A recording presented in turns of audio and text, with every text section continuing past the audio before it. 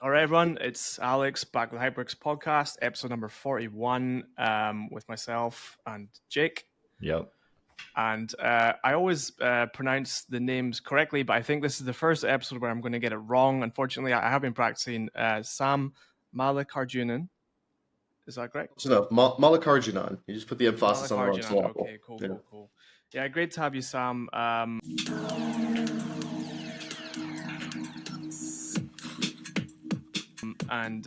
This is the 41st episode, so it's kind of exciting for us to have someone who focuses on growth, because that's one of the topics we haven't really dived into in a lot of depth so far. So super glad to have you on. Just before we started recording, we were just talking about HubSpot, and we'll kind of dive into your kind of background in HubSpot, because like a lot of people know about HubSpot, and probably everyone uses HubSpot. Like we all use HubSpot for our CRM, right? So we don't really need to go over like what HubSpot is, but maybe you can talk a little bit about your kind of history with HubSpot and that kind of thing. Yeah, it's somewhat of an interesting history. So I got my job at HubSpot. I had no college degree, no significant background. So I built a website called HireMeHubSpot.com, and I ran ads targeting the employees who work there to register for the free webinar on why you should hire me. So because I thought I had no chance, I tried something new and different, and it worked. So best campaign I ever ran on, I think it was hour and 26 minutes. I got a call from the recruiter after I turned that live. So never done a marketing campaign with a faster response. Ran the e-commerce team, expansion in Latin America, and then ran HubSpot Labs for my last kind of bit of time at HubSpot. Got to see it go from about 150 employees to about 4,000 employees. I think now they're like 8,000 employees, and got to see them go public. And then, after that, I held a series of other I taught at Harvard, I taught at USF, and then started my own startup, exited that a year ago, and now I'm working with them again, sort of. Yeah. So before we get into that, let's dial back. So how did you actually how did you launch that website that HubSpot noticed? Like, did you put it on Reddit, or like, how did you get that picked up? No, I literally just bought the domain HireMeHubSpot.com. I still own it. I haven't used it for anything, obviously, in 15 years. And then I just had a little landing page with videos that I shot of people who had worked for me, with me, my old bosses, friends. It was the internet was much less crowded back then, right? So I was the 11th most popular marketing person on Twitter, but that's because there were only like a few hundred of us at the time. So it was a bit easier to break through the noise back then. And you just shared it like with friends and family, or you like? I got the free credits they still do it, I think. But back then, when you signed up for Google ads, Facebook ads, LinkedIn ads, you'd always get like $100 of free credits. And when your target audience, one, pay-per-click was way cheaper back then. But two, when your target audience is 150 people, which is the number of employees HubSpot had at the time, it was $300 spread across 3 networks. It actually takes you quite far. So I was able to capture leads for like 30% of the company, including the CEO and the CMO, all registered for my little webinar. So at that time, like, would you call yourself like a growth marketer, or was that something you kind of just stumbled into, like with that whole project? Yeah, growth marketing wasn't really a thing back then. In fact, inbound marketing and internet marketing were still like fairly new concepts. You're talking, 2010. I would barely have called myself a marketer back then. So I was hosting a talk radio show about scotch and cigars, AM/FM talk radio show. Seriously, this is how I got into marketing. I'm in Scotland, by the way, so scotch is very... Oh, nice. Cool. Yeah. And then the cigar industry folks are like, "Hey, Sam, you know how the internet works, right? Can you help us build websites?" I'm like, "Yeah, we could all code back then, right? So HTML, CSS, built websites." Then they wanted to know how to make money on their websites, and I had no idea how to do that. So I Googled, like, how do you make money on websites? Came across a bunch of HubSpot stuff. That's how I found HubSpot.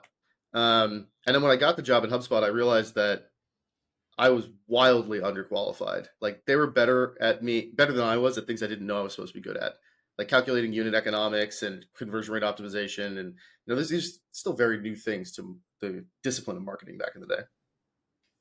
So I learned. Yeah. So those guys, like, I've read a bit of history about HubSpot. Like, a lot of those guys were academics, like, in terms of it was at MIT. So obviously some very smart people. Yeah, MIT Sloan, yeah. Which I think was good for me. I mean, I was 22, right, when I joined HubSpot. And so I was still like young enough to learn, and it was good for me because when you're 22, you're also quite arrogant, right? So it was nice to be thrust into something where I was very clearly not the smartest person in the room anymore. Whereas living in Tampa, you know, it wasn't the most competitive thing when it came to technology back then. So it forced me to adjust really quickly. I spent nights and weekends learning how to run, Python queries in Salesforce, and gave myself a crash course in finance, economics, that kind of stuff. Yeah, very interesting. Yeah, and those guys, just to quickly kind of round off HubSpot. So, like, I also read that it was very interesting because they almost had like two CEOs. Like, obviously, they have Brian and Dharmesh, like, kind of two co-founders. And I read that Dharmesh didn't have any direct reports. So, like, what did you pick up from like a management side there, like on that side of it? So Dharmesh will keep saying that he has never had any direct reports. That is technically true. Right. He has had people working for him, me specifically. So with HubSpot Labs and Inbound.org working for him, also working for him now, although promised him he wouldn't have to deal with management and people stuff. Um, it's kind of an interesting dynamic because he's the beating heart of HubSpot, if you will, right? He wrote the Yeah. culture code deck and everything else like that. He's kind of like the soul and spirit. Halligan was always very much the brains and the hands. I reported to both of them directly for different periods of time. The one thing I can tell you is there would be no HubSpot without both of them. I tell lots of founders this story. Like, you can be very great at tech, you can be very great at engineering, you can be good at sales and business separately. Like, a lot of times the best founders have, different personalities. They're both great at the thing the other person is terrible at, which is incredibly convenient when you're doing a startup. Yeah, that makes sense. And then like a lot of people, like corporate, myself and Jake included, like we've left corporate. There's a reason why you leave corporate. I'm assuming it's the same as us. You just get a little bit bored and itchy feet kind of thing. Yeah, I remember the moment. I think it was 2017. Shortly after HubSpot had gone public, we had a meeting about meetings, which is, you have to when you're a very large company. It's like, how do we standardize the reporting in meetings, and even like the graphs and color schemes that are going to be used, and like who's going to be in meetings. Uh, it was important stuff for a very large company, but stuff that drives people like me absolutely insane. So the polar opposite of that is to launch your own early stage startup. I didn't quite do that. I went to a early stage startup. I was chief revenue officer first, and then after that, I launched my own startup, which I kind of have no desire to ever do again because, wow, early stage startup from 0 to 10 million is an interesting kind of life phase. Yeah. And obviously, like that time, you had to kind of wear a lot of hats. So you went from basically being a growth focused kind of guy to like wearing a lot of hats. So um, is there anything like that was kind of really challenging for you in that time, or when you were trying to raise money or that kind of thing? Yeah, I mean, the two most challenging bits are, one, you end up having to weigh in on things you're not really qualified to do, right? So having people report until you're the CEO, there's always somebody who you're reporting to who generally understands your life, right? You're reporting to you're a marketer, you roll up to a CMO, but when you're the CEO, the people reporting to you, like, I hadn't run product teams, right? I hadn't run a finance team, but the head of finance, the head of product, all that stuff are now reporting up into me. I still remember my first performance review for the guy who runs cybersecurity. I was like, I haven't heard anything about what's going on with you, so I assume you're doing a great job, right? Because cybersecurity, like, generally, if you unless you hear something, they're doing a good job. So that was one thing that was really weird, was I had to learn how to manage, coach, develop people whose jobs I hadn't done before. Um, the other bit was you just end up doing you lose all of your, what I call, hands-on keyboard skills. So now that I'm back at like a smaller team and I'm trying to actually run my own campaigns, I hadn't ran a Facebook ads campaign since before their company was called Meta. Like, actually myself running and doing email optimization and all these kinds of things. There's so many tools now. So the kind of more hats you have to wear, the less specialized and talented you are at the actual stuff. So that's why for the Agent.ai project, I actually had to bring in a marketing team because I couldn't just slot myself in to do the growth marketing, because I haven't done growth marketing campaigns myself in 7 years, 8 years. Yeah, and obviously a lot's changed since the last time you were kind of focused on like IC, like managing that type of stuff. So yeah, and it's just, we talked about like agent.ai, so we're going to spend a big portion of this pod, I guess, talking about AI. Every episode we're talking about AI, and like we always say, like let's kind of try not to, but it's impossible, right? Because basically everything now is affected by AI.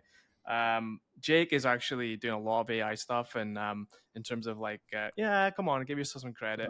I build my own agents. Yes. Did you use agent.ai to build your agent? No, I use make.com. So I build a lot of flows on make.com. I wonder, I do think about doing some, I'm not a developer, okay? So I'm a marketer. So my skills are really around the marketing workflows and processes. So I've just automated those because I have an agency.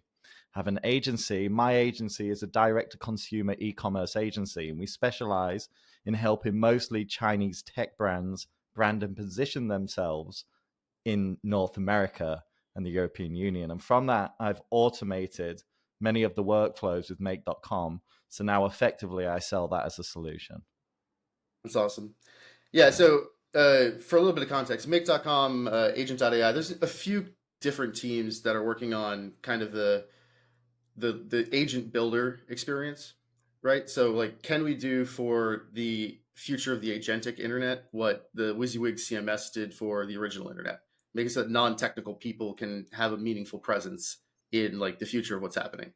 The difference between agent.ai and make.com and everybody else like that is agent.ai is free. So they're not trying to make money off of selling access to it, but also it's not as powerful as like lots of the people who are building a lot of the builders. But the goal is to democratize access to AI. So can we make it easy for people to build their own AI agents or customize their own AI agents? Very similar to like a workflow you've seen in anything else. Like, do this. Like I have one that every morning it reads all of the news articles and blogs and stuff that I would generally read, summarizes them for me, converts it into an audio summary, looks at everybody that I'm meeting that day, uses Clearbit to fetch data about them, their company, their LinkedIn posts, and it just generates an audio overview for me for when I take my morning walk. So like my 10-minute morning walk, it kind of does all that for me. Do you build that the engine or the language model, or do you use the API of like OpenAI to flush the data, like to put the data from wherever you collect it, right? You might collect it in an RSS feed. Do you then send it to OpenAI, or do you build your own model? I didn't build my own model. I don't always use OpenAI's models because sometimes Claude 3.5 or Perplexity or something is better. And it's an option in agent.ai. You can say like invoke this AI to do this thing and then feed it this information. Okay, interesting. I haven't used your product. I will, I promise. Yeah, check it out. I mean, again, one, it's free. There's like not really a reason not to. But two, the next goal is if we democratize the ability to create and customize AI agents, there's going to be even more than the tens of thousands that already exist today. So the real problem that we're working on is how do we create a professional network like LinkedIn kind of for these agents so you can hire agents. So it's like a marketplace network play for, Salesforce, Microsoft, love those guys. They're doing great stuff in terms of the enterprise applications of AI, right? They've got a really powerful studios and builders that help you use Salesforce AI with Salesforce data in the context of Salesforce. Mm-hmm. We're taking the polar opposite area of focus, which is let you build anything to do anything, customize it. You can make it free. You can use their AI, somebody else's AI. And then how do you decide which AIs to use in what order to accomplish the task you're trying to accomplish? That's, I think, what we're going to focus on solving for the next year. Okay, that's interesting. I mean, I did have a question lined up about I'm glad you mentioned it, right? Because sometimes when I speak to people, they go, oh, I don't need that because inside HubSpot, we have the HubSpot Breeze AI. I think that's the name of it. Is it Breeze? And I think that really is interesting, but the future of maybe many businesses, small, medium enterprise, and maybe even enterprise as well, is it going to be monolithic? Is it going to be compostable? Or a combination of the two? I actually ran an event not too long ago in Bangkok. Alex was there, and we had somebody on, and we were discussing this. And we think that the Open API is really an unsung hero of this AI revolution because of the flexibility it gives you to be able to connect different micro SaaS together. What's your take on the Yeah, future? I think that's something that's kind of hard to explain to people because we've been abusing the term AI for roughly 30 years, right? Like machine learning and the generative AI, the transport, like it's such an overarching concept that is quite difficult for people to wrap their minds around. Mm-hmm. I can see two distinct futures for the internet. One of them sounds horrible and dystopian, and one of them I think is more likely, thankfully. Um, One is we go from having millions of websites to having probably thousands of agents. So you don't use the internet anymore, right? There's an agent that will, Amazon will have be your shopping agent, Meta will be your social interaction agent, you know, Fidelity or whoever's going to have like a financial management agent. For those listening, if you're not familiar with AI agents, the more focused you make them, generally the better they are. So we're not quite to where any computer can do any task as well as any human. That's what we generally call AGI or artificial general intelligence. Every human can't do every task as well as every other human. Like Alex and Jake, you're better at things than I am, right? So that's kind of like a big goal. So until then, the more focused AI agent applications are going to be more effective. Now, if we end up with a very closed system where these agents can't interact and like nobody builds agents that are interoperable and you don't democratize the ability to make them, right? So most people don't realize you can make your own agents that haven't used make.com, things like that. We're going to end up with that very kind of monolithic future. I don't think that's likely because I don't think the big players are well positioned enough to lock out the ecosystem that's kind of being developed. For example, if you go to there's an AI for that.com, right, there's like 12,000 AI agents that already exist. And this is just in the last 2 years. So for context, the marketing technology landscape took from 2010 to 2022 to go from 150 companies to 10,000 companies. It took 2 years in the AI agent industry to go to that same kind of scale. So I think what you're going to end up with is there's going to be an internet of agents, and then there's going to be some orchestration agents who are really good at knowing you and your company and your job and your profession, your competitors, your work style, etc. And that's going to be the new search engine. Those orchestration agents are going to be like focused on you very specifically, or people like you, and help you decide what agents to use, feed them the appropriate context. So that way, it's not just, we don't go from having the Fortune 500 to having the Fortune 5. I think that's like the worst case scenario for the world. I think we end up having the Fortune 50,000 to where there aren't as many single dominant players. Okay. Yeah.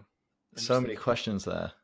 I have a quick one, just a quick one. So what do you think of, like, for example, ChatGPT's GPTs? Like, they're obviously a model as well as running like their own GPT apps. So how does that play with you guys? Because obviously they're a provider, they're a vendor, and also a competitor in that space.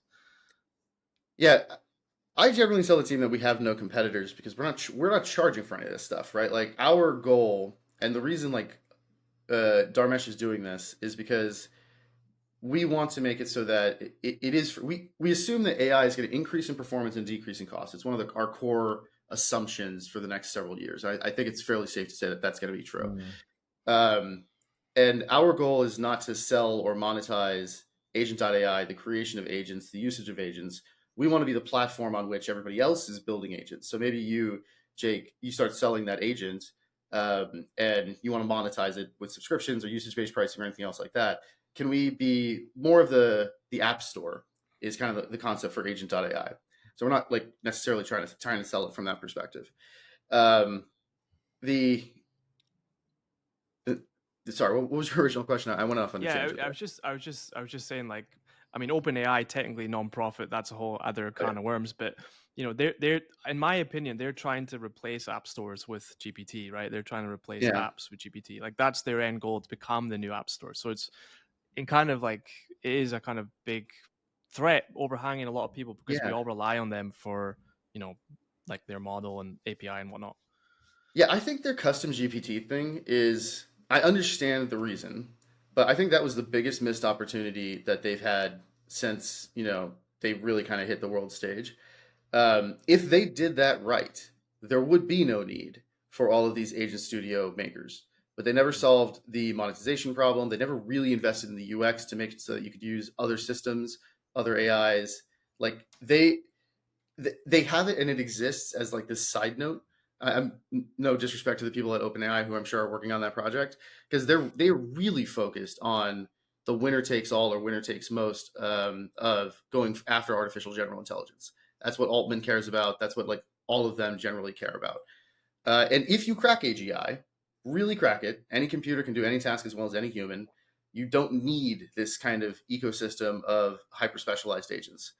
But I still think that is some distance away, that they're going to see the gains from that, or that anybody's going to actually figure that out, if it is something we can actually figure out.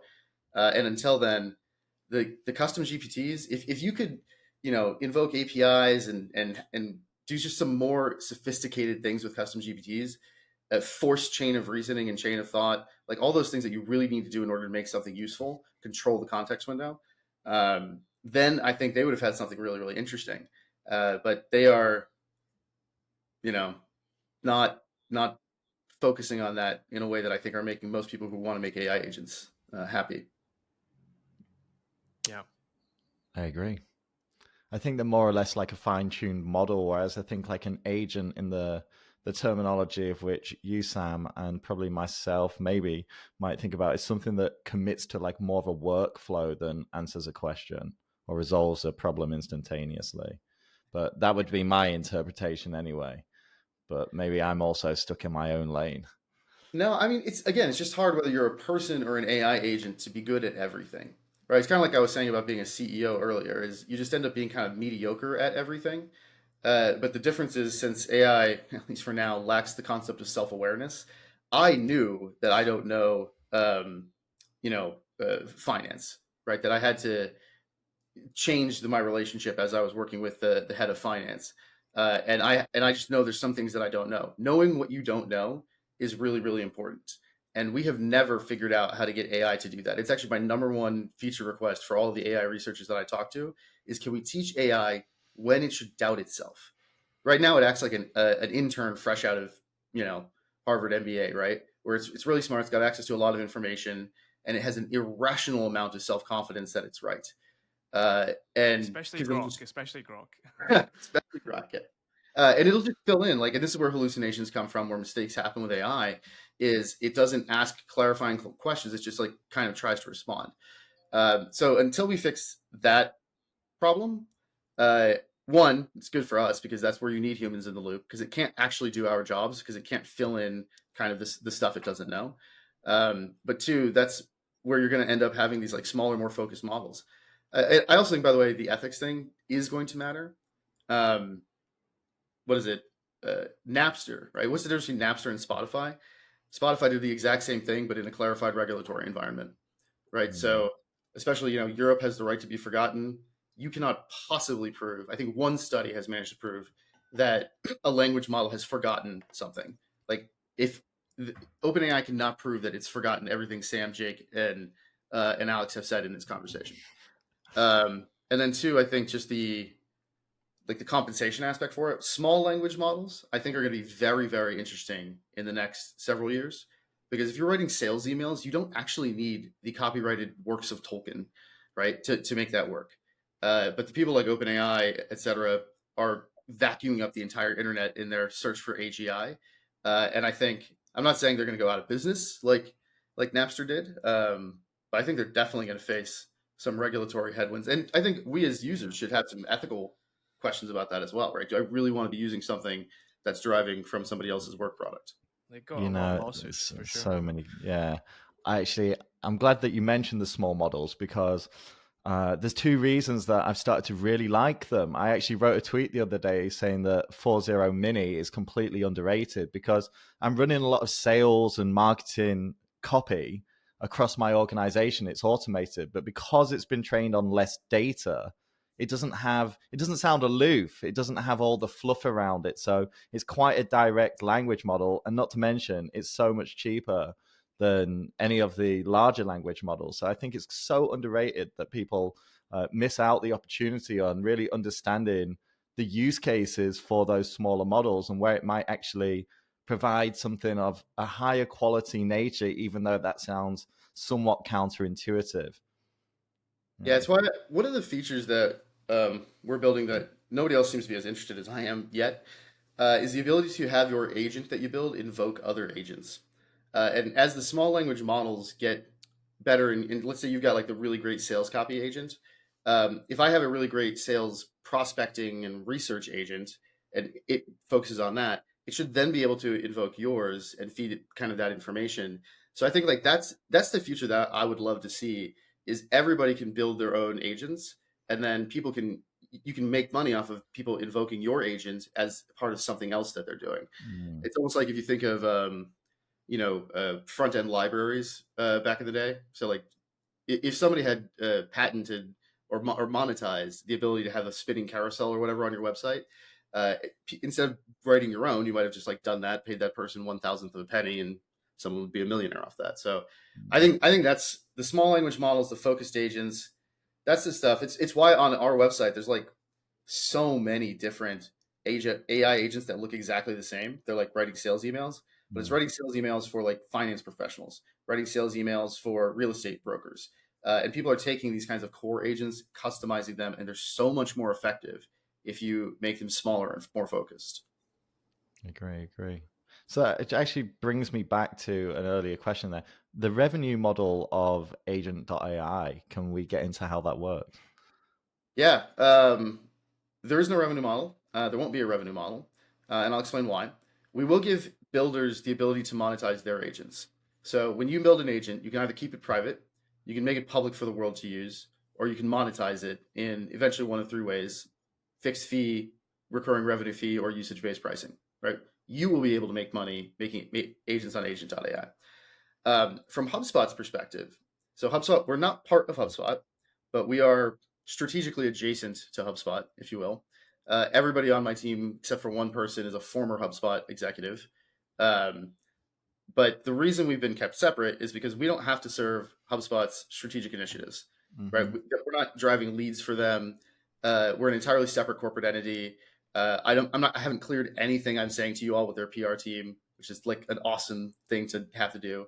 So Dharmesh Shah is funding this himself separately because he believes in this like democratized future of access to build, discover, customize, use AI agents.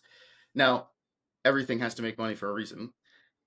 If we are successful, let's say next year, our goal is to have 1 million weekly active users who are building and using AI agents on the platform. We're about a fifth of the way there now.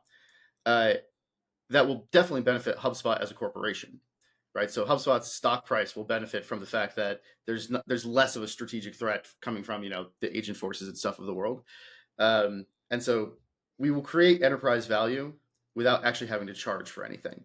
And I think that's always my favorite strategic move. We did this back we did the CRM too, right? Like it must have been 2015. Salesforce charged for their CRM seats, and they had to, because when they launched Salesforce, it was expensive to build a CRM. And then when we launched a CRM at HubSpot, we just made it free, because at that time, 15 years after Salesforce had launched a CRM, it was much cheaper to build and sell it, et cetera. So one of my favorite strategic moves is take things that somebody else is charging for, find a way to make it free, and then find another way to monetize it. So you're not going to find one. I also just don't want to deal with the security and finance and cash flow aspects of dealing with agent.ai. So like you're not going to find us charging for agent.ai anytime in the future. Can I just ask another question? Actually, we talk a lot about on this pod about like the balance between performance marketing and brand. And I saw an infographic last week on Twitter. It said the top B2B marketing companies, and HubSpot we talked about was way up there. I think it was number 1 or 2. So obviously, clearly, a lot of the people you're working with are very good at brand and branding and identity and logos and taglines. Is that something like you think about a lot, like when you do your work? Brand marketing is probably my weakest area, personally as a professional. I'm much better at kind of the quantitative, econometrics and everything else like that. Yeah. But there's been an interesting pendulum swing. And actually, as I'm mentoring a lot of marketing professionals, I'm changing my tune. Brand marketing, storytelling is becoming more valuable as a skill set, not less. One, because performance marketing is ridiculously commoditized, right? Like it is a game of millimeters on the internet. Two, it's much easier to have AI replace performance marketers. Like, I mean, you just use Facebook ads, dynamic creative, train it with the right data, like a nice feedback loop. Like you don't need a team necessarily like you used to. So it's AI is going to come for performance marketers, I think, before it comes for proper creatives, despite the fact that everybody's worried about it going the other way. But then the other thing is, I think language model optimization is going to be a thing in the future. So, for example, I was trying to decide to buy something. Oh, I was trying to decide whether or not to upgrade my router to the new Nighthawk kind of model that they have. And instead of going to Google, which I actually don't use anymore, which is wild because I've always used Google, I went to Perplexity, and it knows stuff about me. And I asked it, and it walked me through the thing, and I decided not to buy something. And I'm pretty sure the people at the company would like Perplexity to have told me to buy it. But it's not as easy as it was with links and keywords and stuff with SEO back in the day. Language models are more similar to PR. It's like, what does the kind of, zeitgeist writ large think about you as a brand? What do they think you do? And that I think is going to be more and more important, having people telling stories and saying things about you in context versus just links and keywords and things I have a theory. I think that one of the reasons ChatGPT became so popular is because the other guys had really bad branding and naming. So Gemini to Claude to all these guys, they were just horrible brand names, and ChatGPT is just very memorable to people. And if you look at like Google searches and trends and whatnot, it's just, you can see why OpenAI are putting all of their eggs in this GPT basket, if you will. And I think obviously you guys, your team, like Agent.ai, is that something that's kind of informed you, like when you kind of named it, or is that going to like inform you moving forward? Because it does matter, all this kind of stuff, I think. Yeah, I think so. But the fact that we call them AI agents is a great case study in why we should not let academic researchers name things. Because the word agent does not really mean anything to the average person.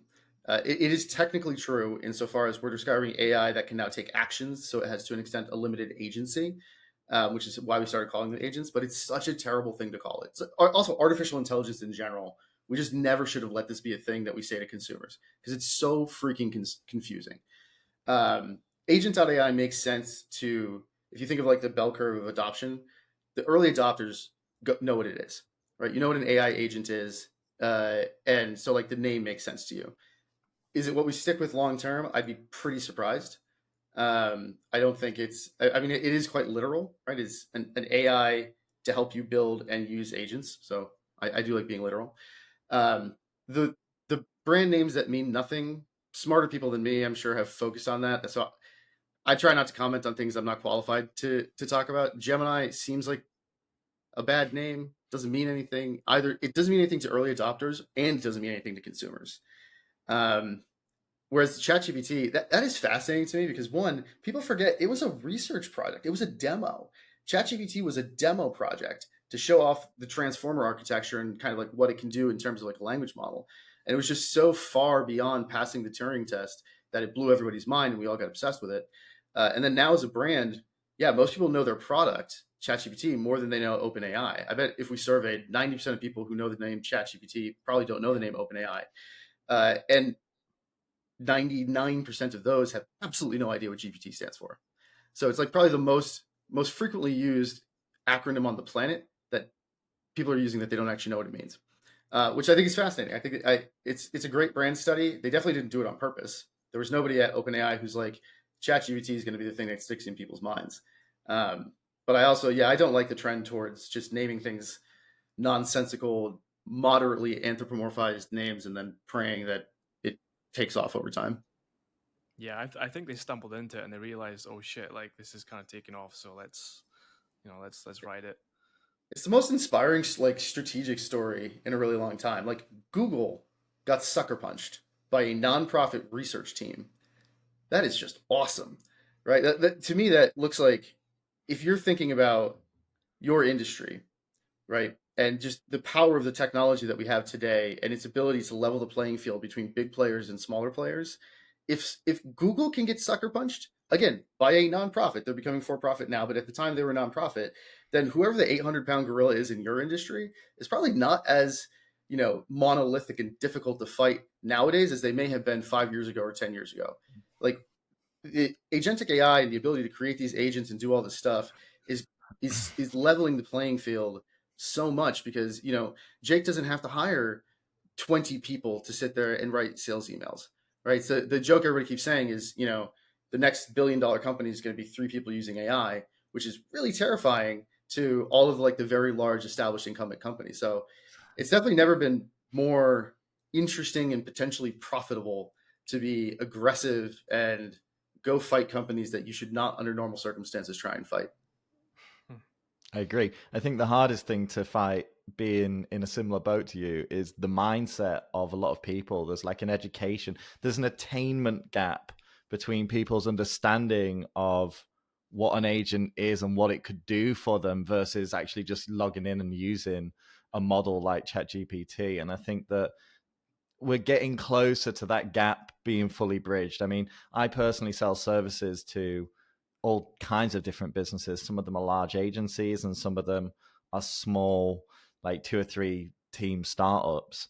And initially, when I tell them what's going to happen in the process of installing these agents into their business, they have no idea. They're just like, well, almost like get on with it, But when they see the results, when they see the agents in action and it clicks, it's like a completely different story. So I think as people are forced almost or encouraged to adopt agents into their lives or workflows, then I think we'll just see that gap, and the speed it will take off at will just be insane. All of these monolithic structures, I wonder what's going to happen with them in the future. I understand they have their sort of ring-fenced ecosystem with their own agents and team inside, but maybe we'll see their APIs open to become this internet of agents that you've introduced as a concept today. Yeah, I think it's interesting because it's very similar to what we dealt with like digital transformation, right? Like I remember having to explain to people what a search engine was and why it was going to matter in their business before we could get them doing SEO and like content marketing, right? Like CEOs thought blogging was something their like nephew did on LiveJournal, not something that serious businesses did. Most people listening probably don't even remember LiveJournal. But the difference is you had like 20 years as a company to adopt digital transformation before not doing so meant you were essentially dead as a company. Like not having a website, having no internet presence, like having no modern tools to power yourself. You could get away with that for about 20 years, from 1995 through roughly like 2015. I think of like 20 months before not adopting AI in your company is going to put you at a significant strategic disadvantage. And so I think that is the big challenge. Is a lot of people have the mindset of wait until it's more mature, wait until it's something I can just log into and use without thinking. It's just intuitive. Like CRMs and website management tools today, so much better and easier to use than they were back in the day. And a lot of companies got away with just waiting until the stuff was easy to use. I don't think you have that option today. I think you have to eat that pain. I think you have to spend the time to learn. I think you have to deal with the fact that it's not going to feel magical, right? It's going to write stuff that you feel like you could probably have done better, but it's going to get better so much faster than all other technology has gotten better over the courses of our professional careers, call it the last 75 years. That it's not something you can wait until like somebody has something that you can just log in and it's magically easy to use, like we did with HubSpot. Right. That is another thing I'd like to add as well. I think as the technology improves, these monolithic architecture platforms, I mean, you could argue HubSpot included, have product teams in them that develop, I guess, products for their APIs to be used with no-code software and stuff like this. So even internally, they're developing those APIs to make them better at communicating with other apps and large language models. Yeah.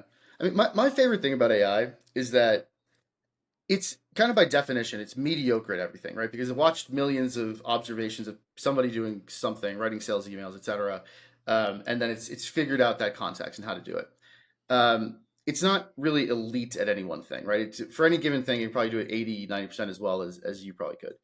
But it's given me this like skills extension. So like you now have sales reps that can do design, sales reps can do data analysis. You have marketers who can write code.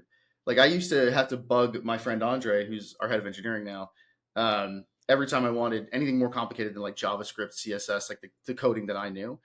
But now I can have these AI tools write like code for me and do things that are like pretty interesting.